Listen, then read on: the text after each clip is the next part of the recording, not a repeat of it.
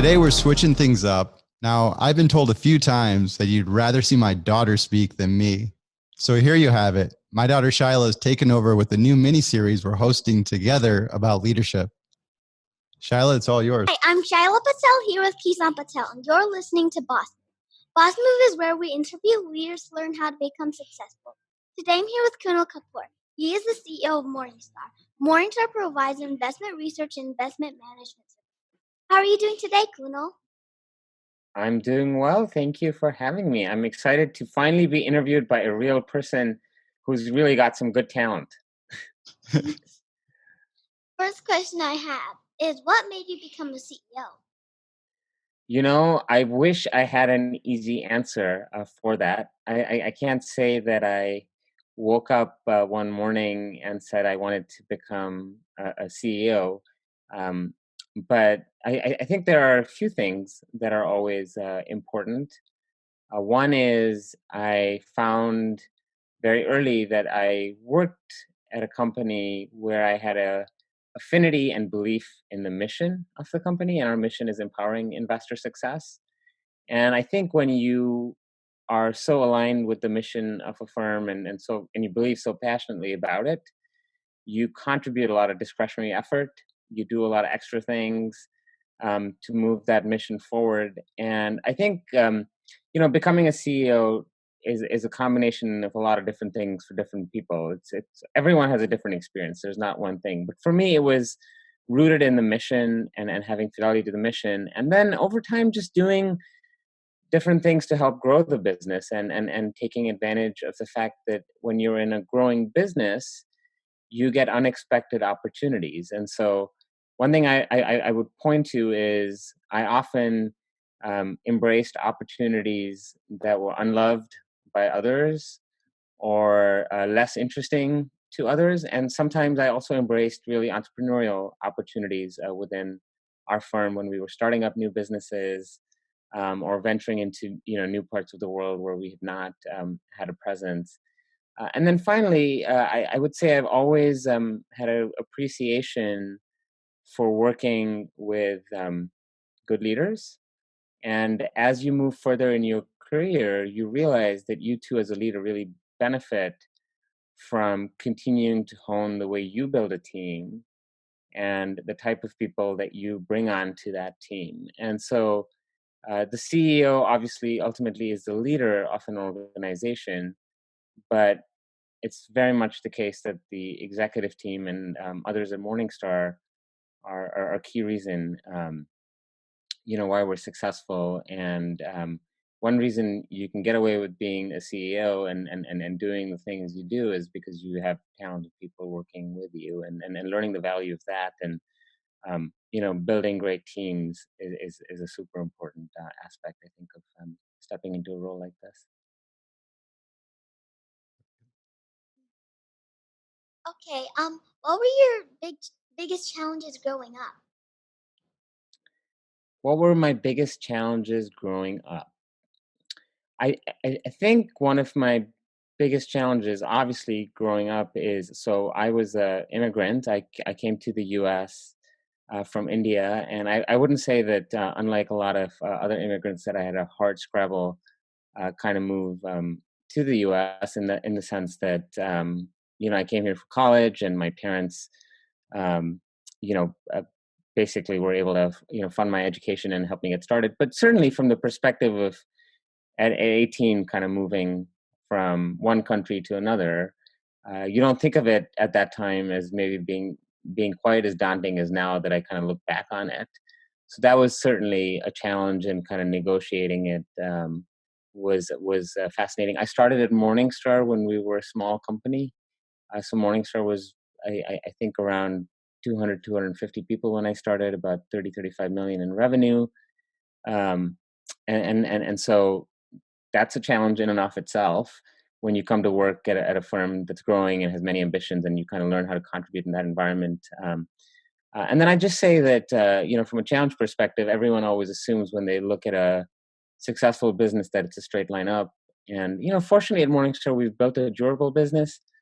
but I've certainly seen my share of challenges in terms of things that have happened, whether you go back to the tech, media, telecom bust that occurred early in my career, or you look at the global financial crisis, or now when you're looking at this pandemic. There's always a challenge, and the line is never straight up and to the right in the way that people assume. Tell me about your leadership principles.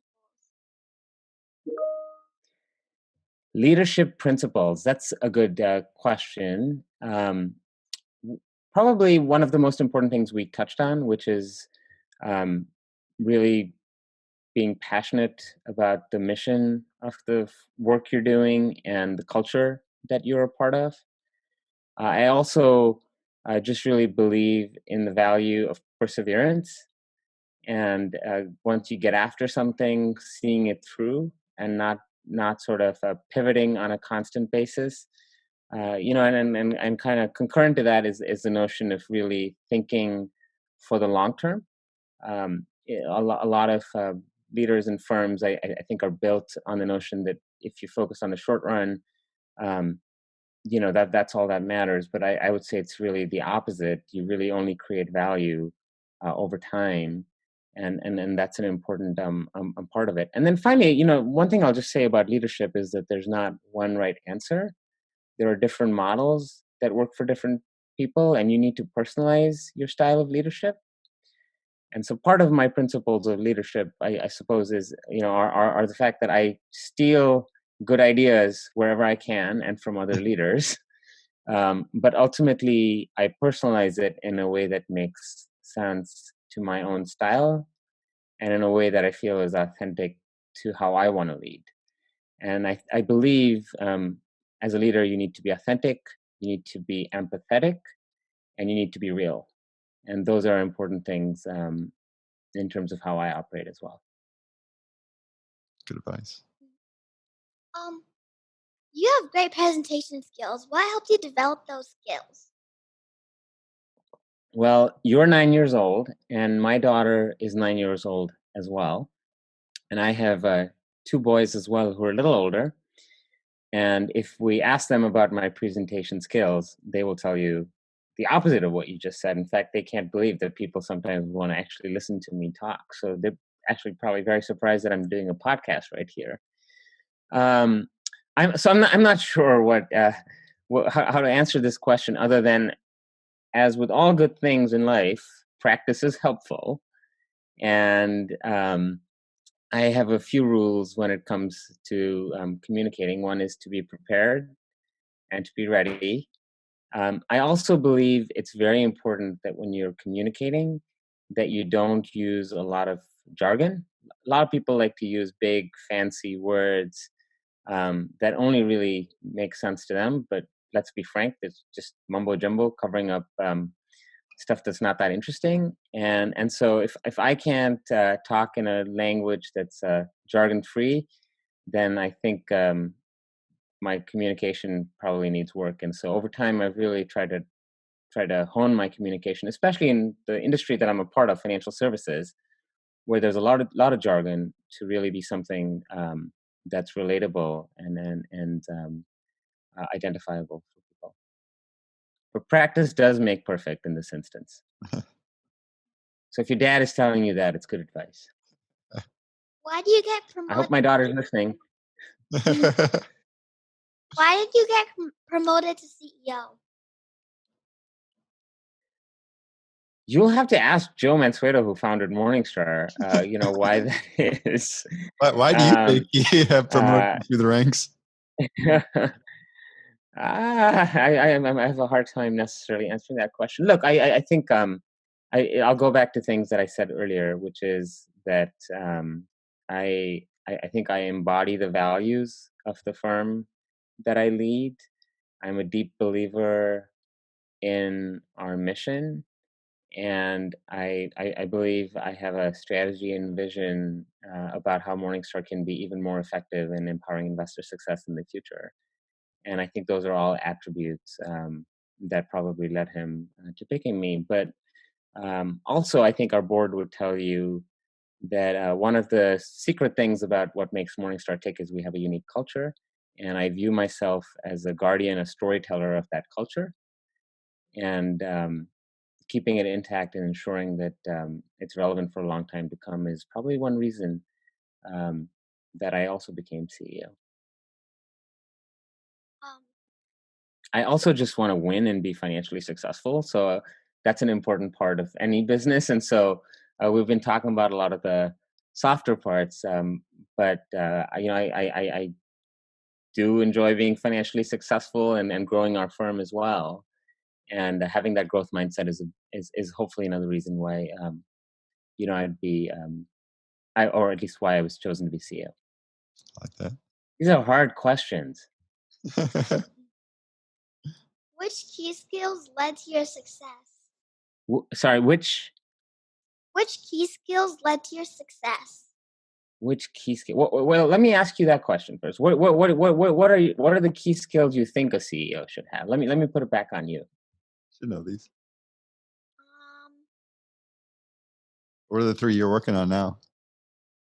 discipline, listening, and empathy. Wow, those are really good ones. And I mean, we covered empathy a little bit earlier. I'm glad I have this job before you're ready to be in the job market, because it looks like you got the makings of a good leader.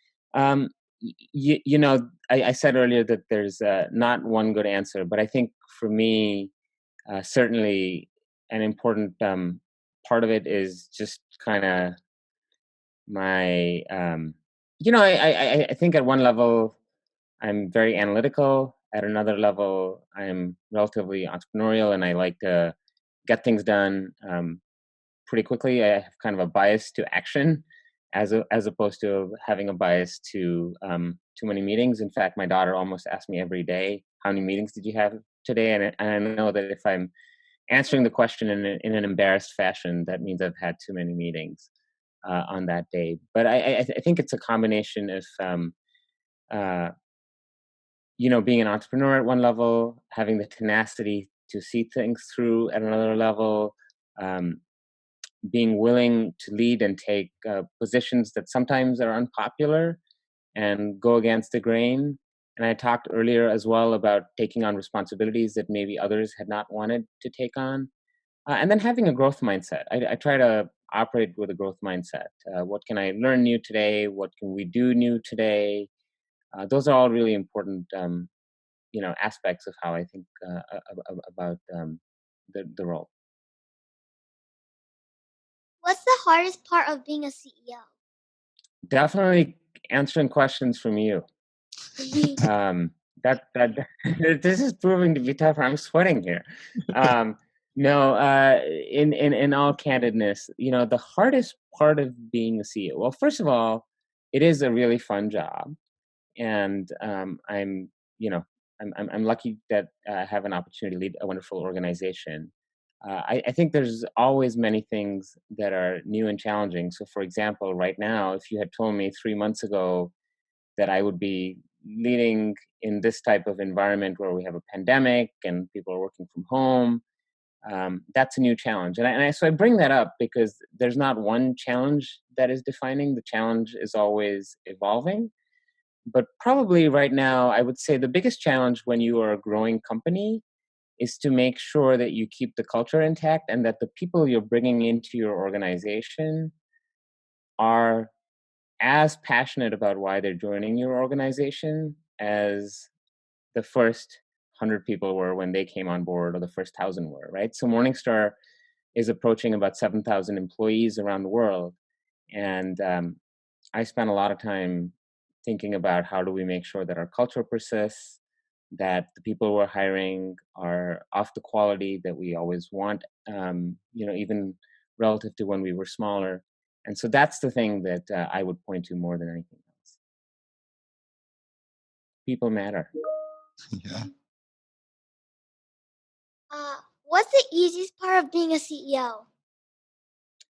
What is the easiest part of being a CEO? I'm not sure that any of it is easy as much as I would just describe it as being fun. And I think what that is just the ability to sort of sit back and have moments to think and reflect on how something can change over time and how your firm can, adapt and change to that. So I love the strategic aspect of being a CEO and really being able to look at in terms of how you want to execute. But for me, if I really had to be honest and say what's the easiest part of being CEO is I really believe in our mission and our culture, and telling people about it and talking about it and living it is probably the easiest part for me. Thanks. What was the strategic objective of your most recent acquisition? Wait, who put you up to that question?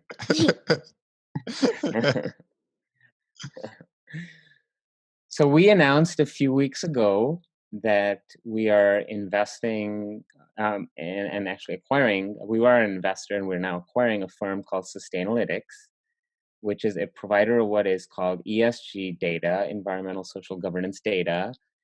And we're making that acquisition actually because we think the modern investors like you, who are going to come into the workforce in the next 10, 15 years and start to save and invest, are going to do so with a lens that is different than the lens that maybe your parents invested with.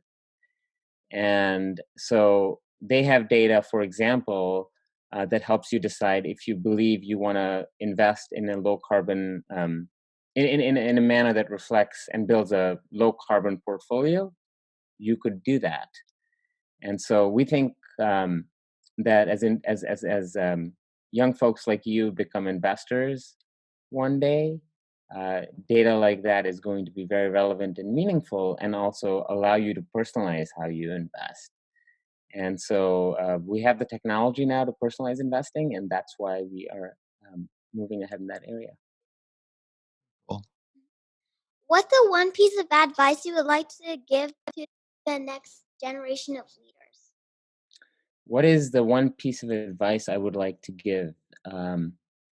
Well, first of all, don't listen to too much advice from people like me, because you should definitely, you should definitely try to do things that make sense for you and not feel like there's a magic or a silver bullet that someone like me can provide you with. I think that's important. But equally importantly, I would just say that when I came to Morningstar, I probably picked a job at that time that people thought was unusual given the size of the firm, and some of the other opportunities that were available. But I picked something that I had a deep interest in, and once I got to Morningstar, I allowed myself to try things that were maybe not on the plan that I had for myself. And so what I will say to someone who's young and starting their career is it's good to maybe ask yourself, whether you're doing a few things that are outside the plan that you had picked for yourself, because I think you can get more dramatic growth by stepping out of what you think what you think that plan exactly needed to be. And you might be surprised as to the things you enjoy and the things that you learn as a result of sort of stepping out of the bounds that you might have created for yourself. Before we finish off, are there any shout-outs you'd like to make? Are there any shout outs I would like to make? Well, I would like to make a shout out to the Morningstar team, without which I would not be an effective leader. And I have a lot of great colleagues around the world, so a big shout out to them. And a shout out, I guess, to my family, and also to my daughter. See, Karina, you should be doing a couple of interviews yourself too. There's a reason I tell you that it's good to practice those communication skills. Thank you for joining us, Kunal. I really appreciate your time and advice you shared with us. Thank you for having me, and feel free to ask me any questions even outside of this setting. Hey, thanks everyone. Definitely make sure that your dad pays you appropriately for this session. That's another good lesson. Model. You need negotiating skills, especially with your parents, unless you're my kids. Thanks everyone for listening. If you want to see more interviews by Shyla, post a comment. We'd love to get your feedback and encouragement. Thank you very much. Thank you. I'll stop the live stream. That was good. I can turn the Okay, recorder good. off too.